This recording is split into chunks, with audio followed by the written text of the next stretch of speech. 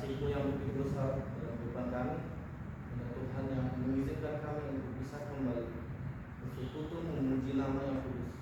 Maka sebentar kami akan membaca kebenaran firman Tuhan, memberkati supaya kami beroleh kekuatan baru, hikmat dan pengetahuan dari pembacaan firman Tuhan.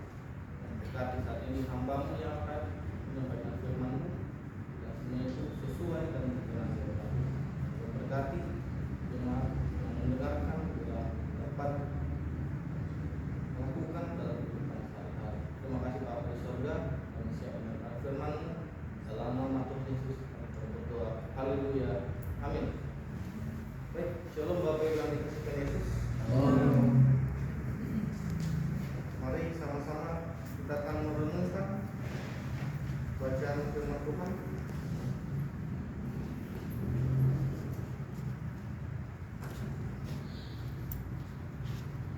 Yang saya ambil dari kitab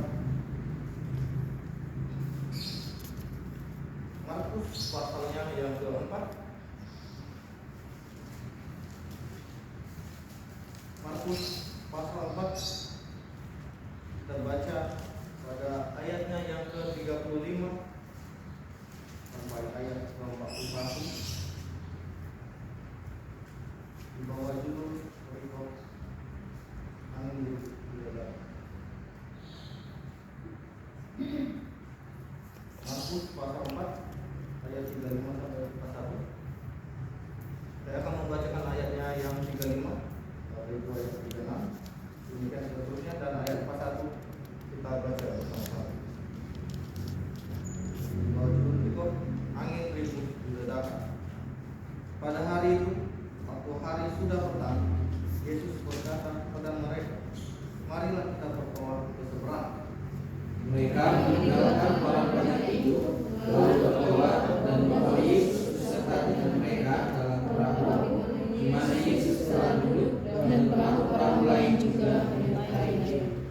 Lalu mengamuk taufan yang sangat dahsyat, dan ombak menyembur masuk ke dalam perahu, sehingga perahu itu mulai penuh dengan air. Pada waktu itu Yesus sedang tidur di bukitan di sebelah timur. Maka murid-muridnya membangunkan dia dan berkata kepadanya, Guru, engkau tidak peduli kalau kita binasa? Dia pun bangun, menghardik angin itu, dan berkata kepada danau itu, diam, tenanglah. Lalu angin itu reda, dan danau itu menjadi teduh sekali. Lalu ia berkata kepada mereka, mengapa kamu begitu takut? Mengapa kamu tidak percaya? Sama-sama. Mereka menjadi sangat takut dan berkata kepada yang lain, siapa gerangan orang ini? Sehingga angin dan danau pun taat kepadanya. Amin. Demikian teman-teman. Yang berbahagia adalah kita yang membaca, yang merenungkan, dan yang melakukan kebenaran firman Tuhan. Haleluya. Baik, shalom Bapak Ibu yang dikasihi Tuhan Yesus. Saya sungguh bersyukur hari ini bisa kembali diberikan kesempatan untuk menyampaikan firman Tuhan, yaitu yang saya bawakan tema Kristus Jurumudi Kehidupan. Sekali lagi, Kristus Jurumudi Kehidupan. Bapak Ibu yang dikasihi Tuhan Yesus, mungkin ayat ini sudah sering sekali kita baca ataupun kita dengar untuk diangkat sebagai renungan ataupun sebagai bahan khotbah. Kita sudah sering mendengar tentang tema ini, tentang bagaimana Tuhan Yesus ketika bersama dengan muridnya menghadapi angin. Oleh karena itu saya mengambil tema lain, yaitu Kristus Jurumudi Kehidupan. Bapak Ibu yang dikasihi Tuhan Yesus, dalam bacaan kita ini, kalau kita melihat konteks bacanya di Markus 4 ini adalah sebenarnya tentang bagaimana Tuhan Yesus sedang melakukan pelayanannya di atas perahu, ya. Di Tuhan Yesus kita lihat itu ada banyak sekali metodenya berkhotbah.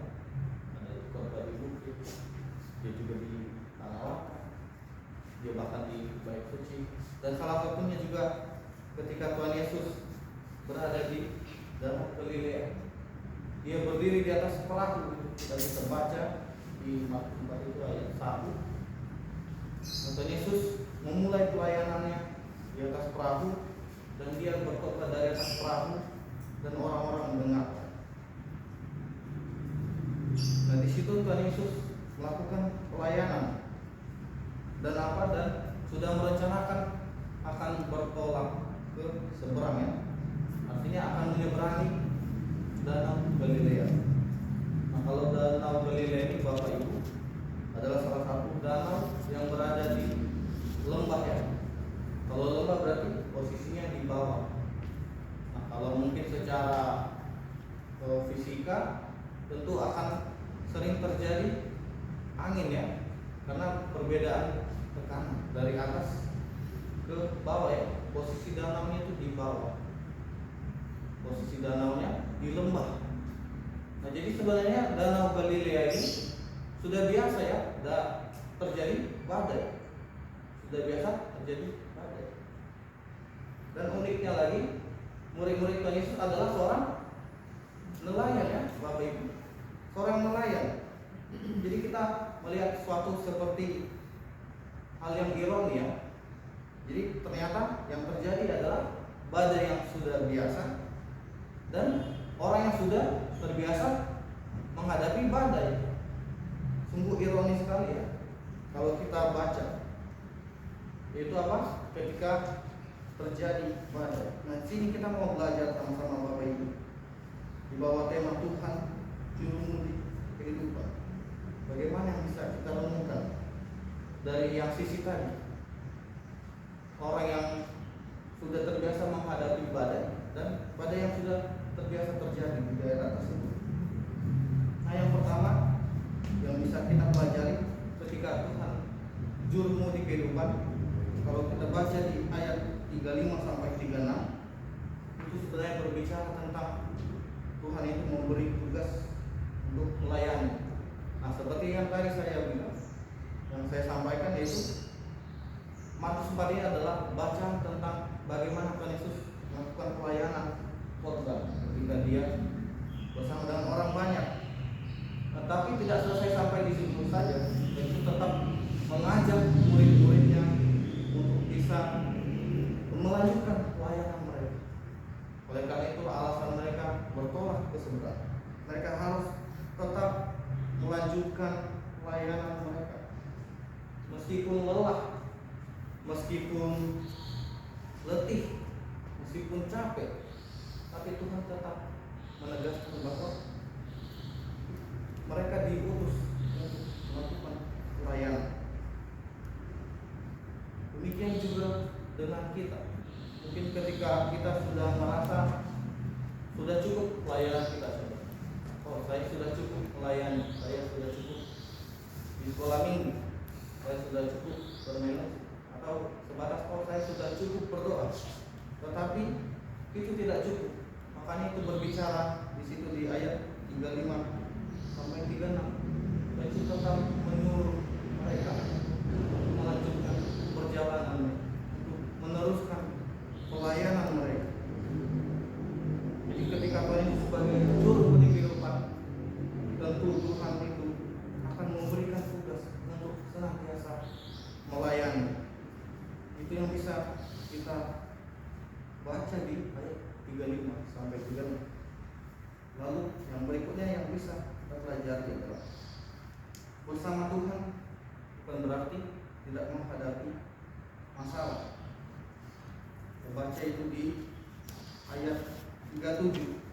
Nah, itulah ayat 37 menjadi titik awal masalah mereka, ya Bapak Ibu, di mana mulai mengamuk taufan yang sangat dahsyat dan ombak menyembur masuk ke dalam perahu sehingga perahu itu mulai penuh dengan air.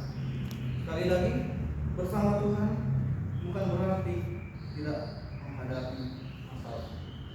Bapak Ibu yang dikasihi Tuhan Yesus, kita bisa membayangkan bagaimana murid-murid itu langsung bersama-sama dengan Tuhan, ya. Secara kasat mata, secara fisik, ya, mereka menjadi benar-benar pengikut Tuhan. Nah, tetapi itu bukanlah jaminan bagi murid-murid tidak menghadapi masalah. Justru ketika mereka bersama dengan Tuhan, mereka harus lebih siap untuk menghadapi masalah. Hanya kalau kita baca di kitab Matius 10 ayat 16 dan Lukas 10 ayat 3, Yesus menyampaikan bahwa ketika Tuhan mengutus kita itu seperti domba ke tengah-tengah serigala. Artinya apa?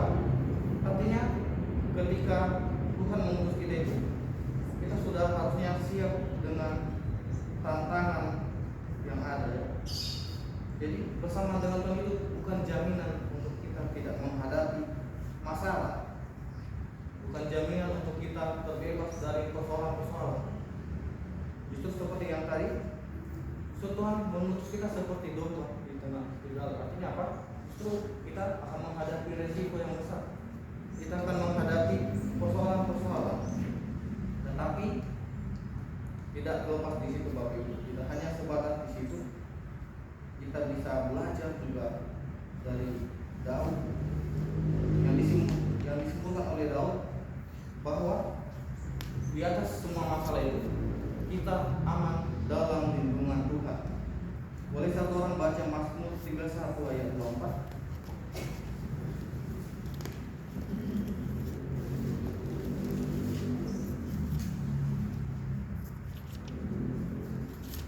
Mazmur 31 ayat 24. Boleh satu orang membacakan?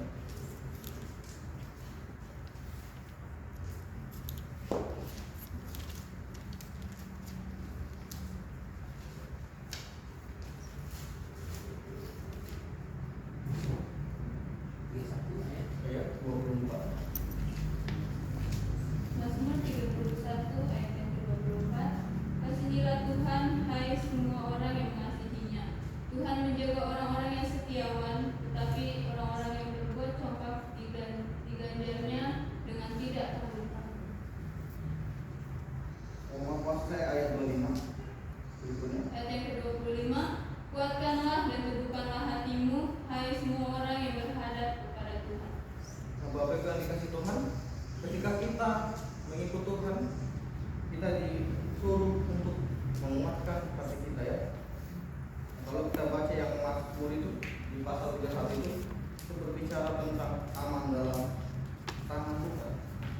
Nah itulah yang menjadi poin yang kedua tadi. Bersama Tuhan itu bukan berarti kita tidak menghadapi masalah, tetapi yang bisa kita simpulkan adalah dalam masalah kita pun pasti ada jaminan keselamatan dari Tuhan.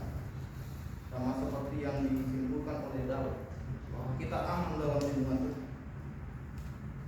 Dan juga dalam Korintus, Paulus mengingatkan bahwa pencobaan-pencobaan yang kita alami adalah pencobaan-pencobaan biasa yang tidak melebihi kekuatan kita. Bahkan Allah sendiri akan memberikan kepada kita kekuatan untuk bisa menanggungnya. Jadi ketika kita menjadikan Tuhan sebagai juru mudi kehidupan kita, kita tidak terbebas dari masalah, tetapi kita diberikan oleh Tuhan kekuatan untuk bisa menghadapinya dan diberikan jaminan bahwa kita aman dalam lindungan. Itu di ayat yang ke-37.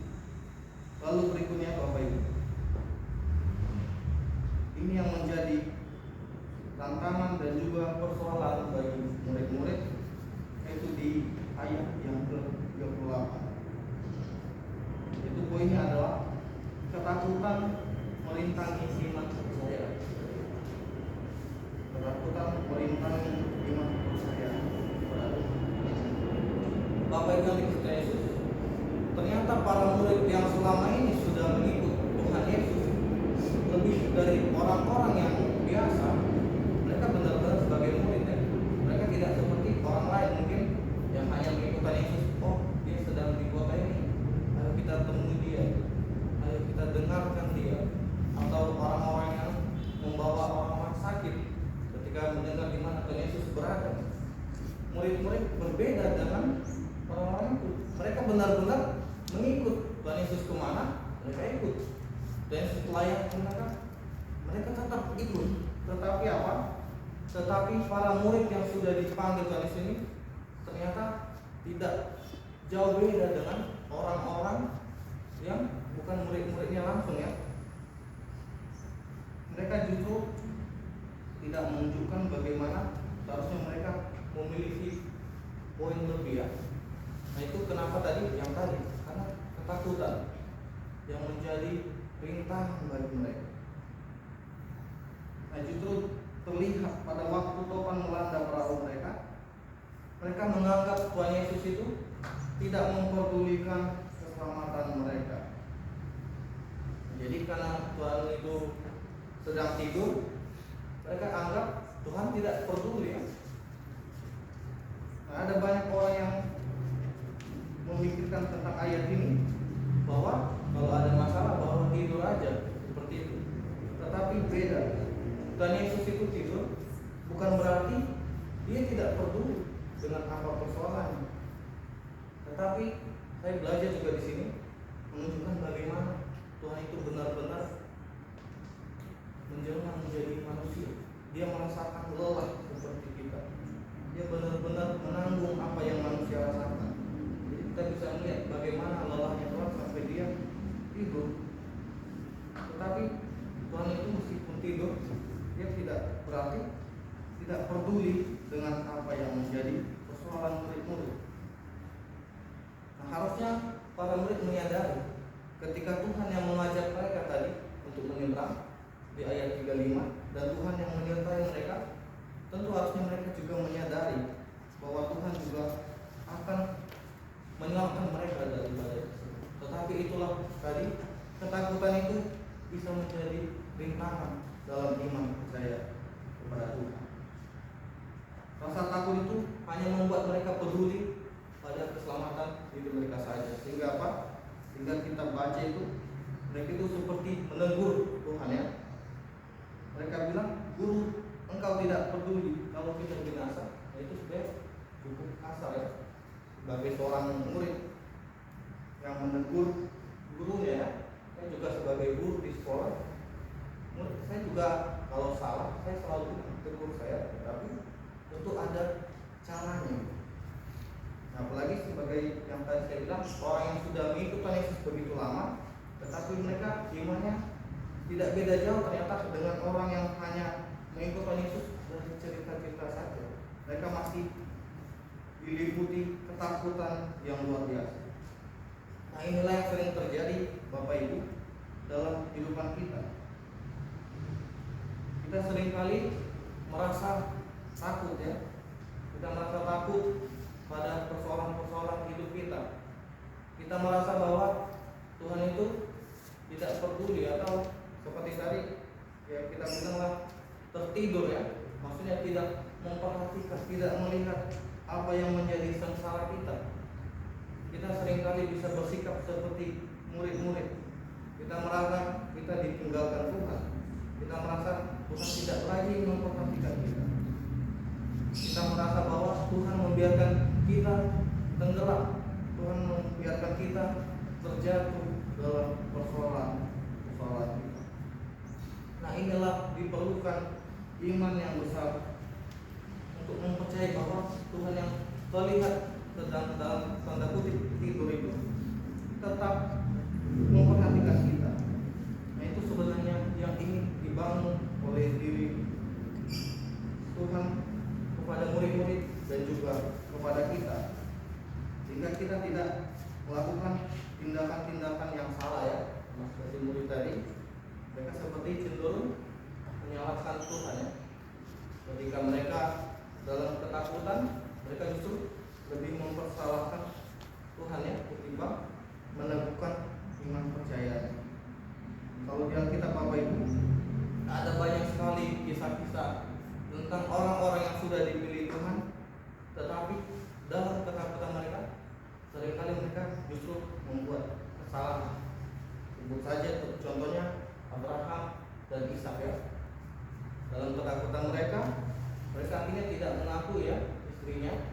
Mereka bilang itu saudaranya, istrinya Sarah dan juga Ribka ya.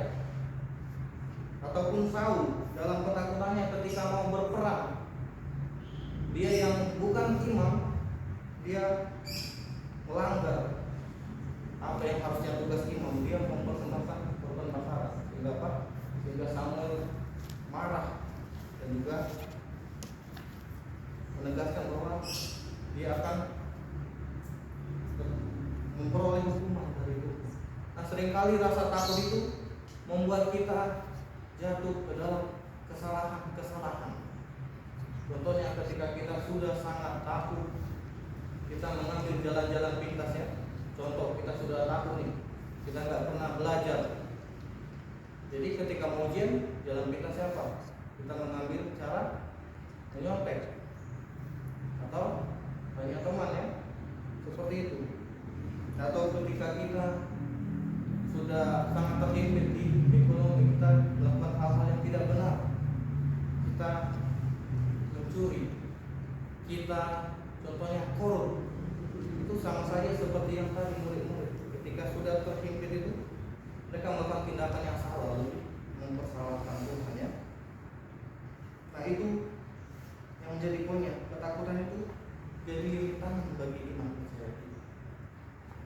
Nah, oleh karena itu kita tidak boleh kalah oleh rasa takut kita.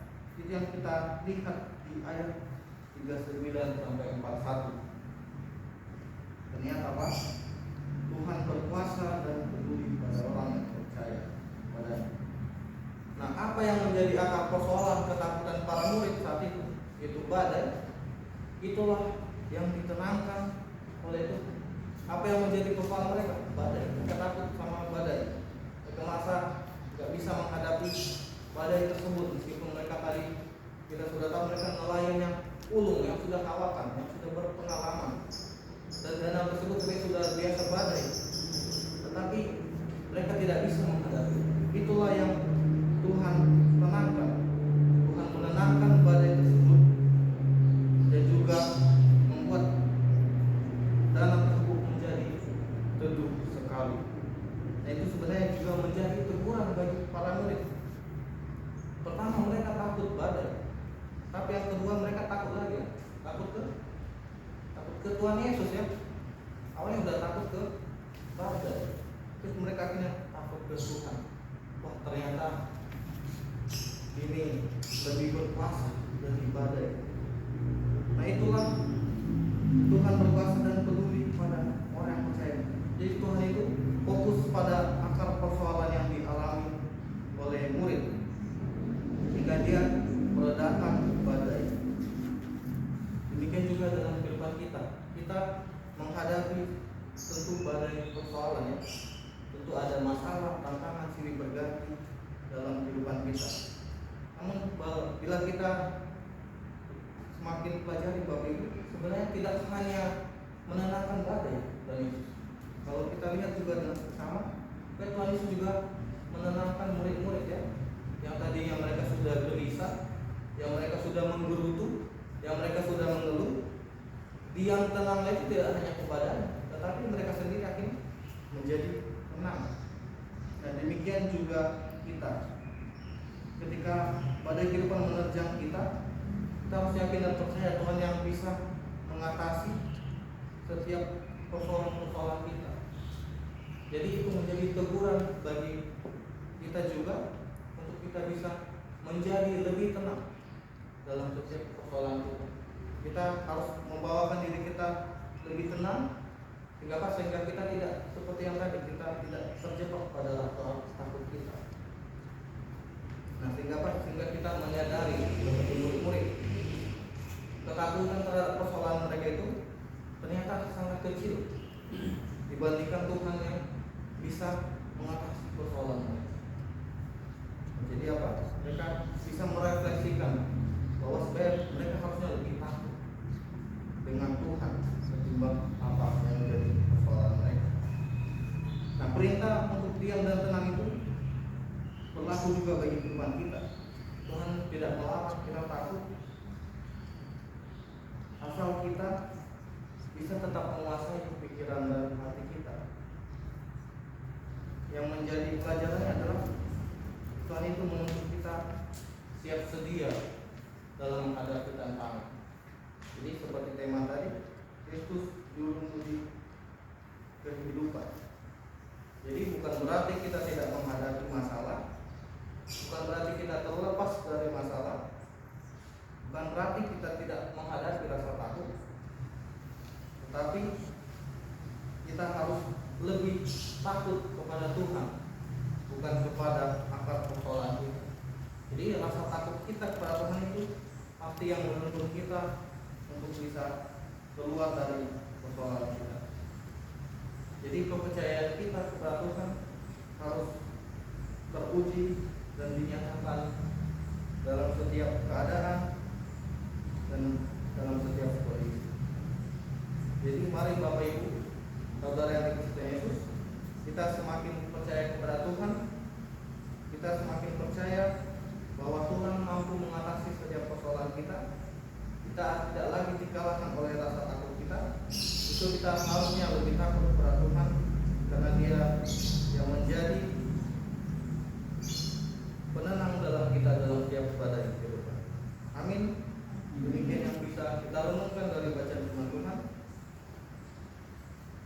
Mari Bapak Ibu, saya ajak kita bernyanyi lagu Allah mengerti. 2, 3.